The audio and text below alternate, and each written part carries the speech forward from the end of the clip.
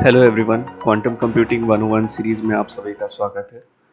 और आज के वीडियो में हम देखेंगे कि क्वांटम गेट्स को हम मैट्रिसेस के द्वारा कैसे रिप्रेजेंट कर सकते हैं। प्रीवियस वीडियोस में हमने देखा कि एक ब्लॉक स्फीयर में अगर किसी स्टेट को रिप्रेजेंट कर रहे हैं एज अ वेक्टर, तो हम एक्स वाई जेड हेडमार्ट गेट को अप्लाई करके किस तरह से रोटेशन के थ्रू दूसरे फाइनल स्टेट पे पहुंचते हैं। इस वीडियो में हम देखेंगे कि हम कैलकुलेशंस के through using this matrices final state पर कैसे पहुंच सकते हैं। तो हम चलते हैं पहला केस है हमारा। लेट्स से Q0 हमारा इनिशियल स्टेट था एंड Q0 डैश हमारा फाइनल स्टेट है जब हमने हेडमार्ट गेट अप्लाई किया। तो इसको मैथमेटिकली हम लिखने के लिए ऐसा लिखते हैं कि हमारे पास Q0 डैश जो है वो फाइनल स्टेट है, वो आया जब हमारे पास Q0 स्टेट था, उस पर हमने हेडमार्ट गेट अप्लाई किया। तो हेडमार्ट गेट को एक्सपैंड करें तो वो कुछ मैट्रिक्स रिप्रेजेंटेशन में ऐसा दिखता है, 1 and this is -1 and Q0 जो है वो let us suppose for simplicity की Q0 की वैल्यू 0, तो ये रिप्रेजेंट हो जाएगा 1 एंड 0 की तरफ। ठीक है, this is 1 and this one is -1। तो हमारा फाइनल आउटपुट जो आएगा वो कुछ ऐसा आएगा मैट्रिक्स मल्टीप्लिकेशन के बाद। इसको दूसरी तरीके से लिखना चाहे तो ये 1/√2 times 10 plus 01 that is equal to 1/√2 times 0 plus state 1, superposition, equal superposition of 0 and 1 and this is also known as plus state. ठीक है, तो हमारा Q0 जो फाइनल स्टेट आया वो प्लस आ गया 0 पे अप्लाई करने के। ऐसा ही सेम होता था जब हम वेक्टर रोटेशन अप्लाई करते थे विजुलाइजेशन के थ्रू। तो अब हम चलते हैं नेक्स्ट केस पर। नेक्स्ट केस में Q0 पे दो गेट अप्लाई हुआ है सीरीज में, पहले X गेट फिर हेडमार्ट गेट। तो हमें Q0 dash as a final state मिला।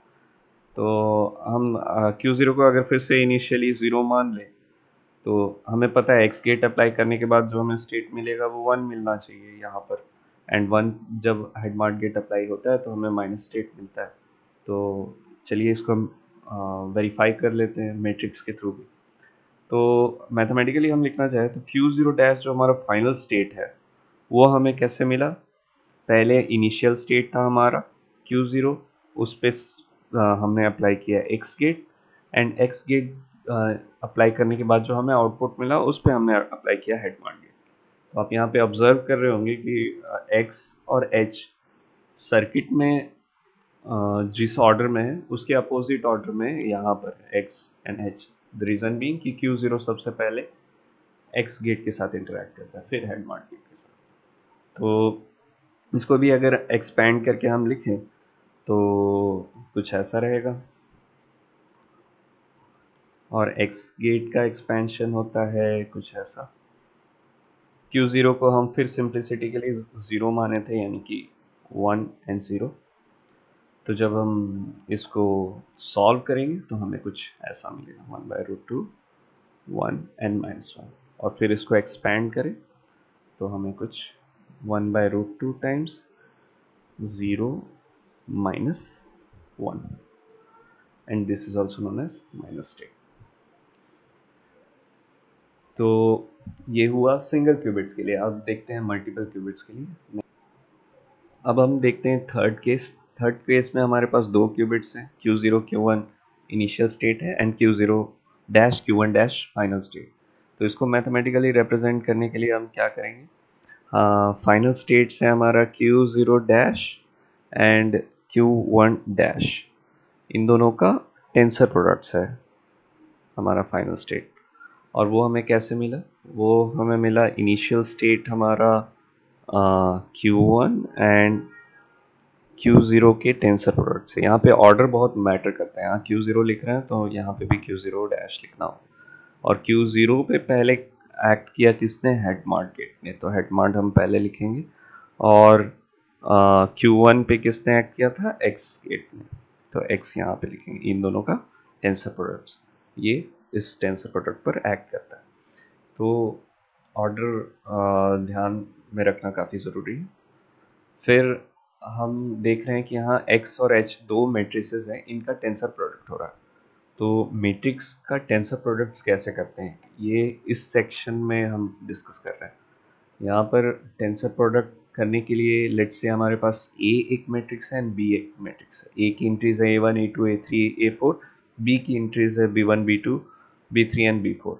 तो A एंड B का जब टेंसर प्रोडक्ट हम करेंगे तो हम A की सारी entries like A1 A2 A3 and A4 इनको मल्टीप्लाई कर देंगे कंप्लीट B मैट्रिक्स के साथ, like A1 multiplied with B, A2 multiplied with B and so on. तो हमें जो फाइनल आउटपुट मिलेगा वो 4x4 मैट्रिक्स मिलेगा, जिसकी एंट्रीज होगी A1 B1 A1 B2 A3 B3 and so on. तो सिमिलर हम यहाँ पे भी ट्राई करेंगे। x की एंट्रीज हमें पता है डायगोनल में 0 एंड ऑफ डायगोनल 1। इसका टेंसर प्रोडक्ट हम कर रहे हैं हेड मार्ट के साथ। हेड मार्ट में 1/√2 coefficient 1 1 1 and -1 entries and Q1 Q0 को हम मान लेते हैं लेट्स से 0 इनिशियल स्टेट मान के चलते हैं अभी इस केस में भी। तो ये 0 एंड 0 का टेंसर प्रोडक्ट है और टेंसर प्रोडक्ट को हम इस तरह से भी लिख सकते हैं, राइट। तो इसको मतलब इस एक्सप्रेशन को हम चाहे तो ऐसा भी लिख सकते हैं शॉर्ट में Q1 Q0 and x tensored with h and Q1 Q0, ठीक है। यहाँ पे डैश रहेगा।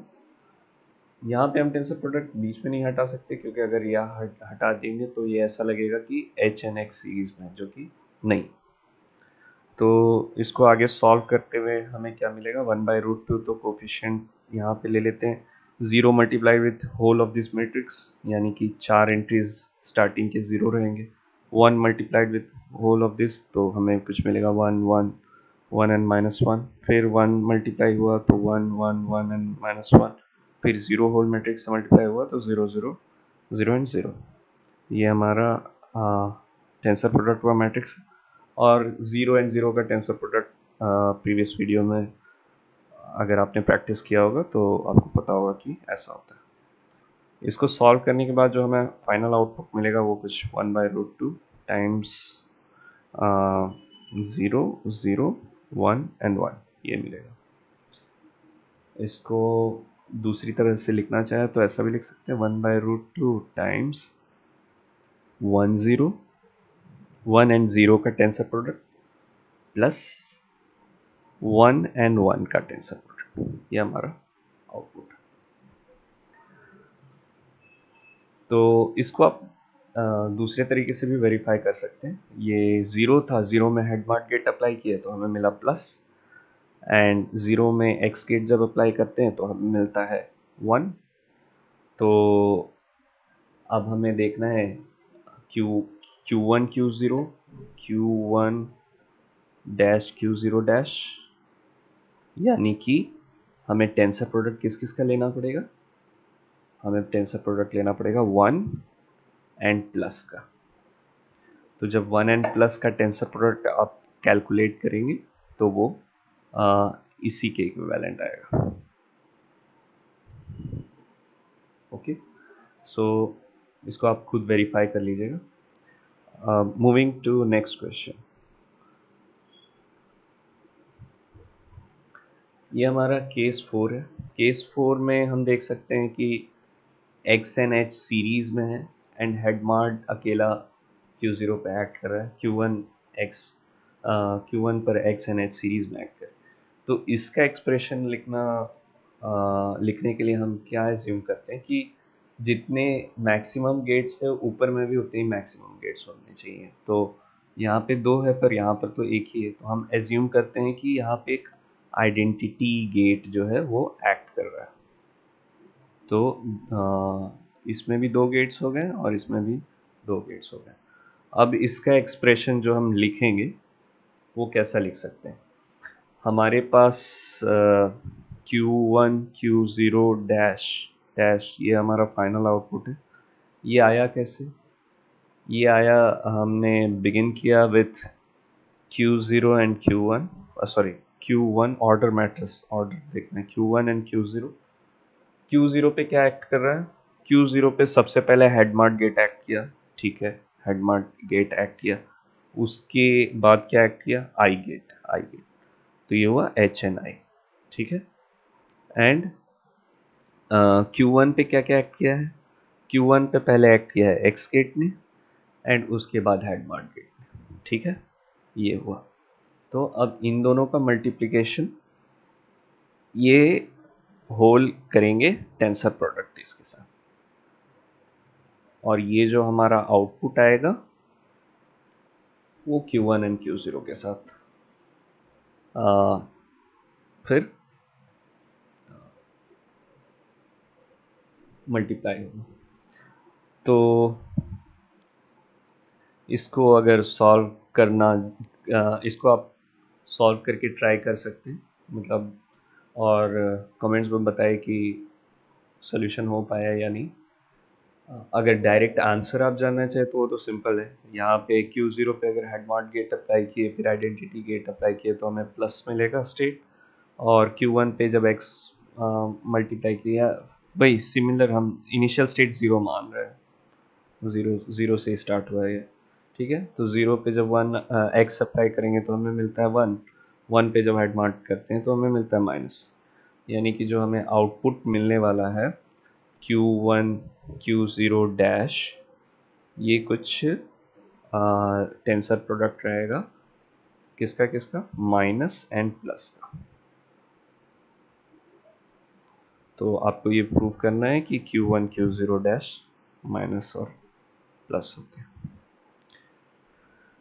तो इसी के साथ इस वीडियो को एंड करते हैं। लाइक शेयर सब्सक्राइब करना ना भूलें, और वीडियो कैसा लगा कमेंट्स में ज़रूर बताएं। Thank you.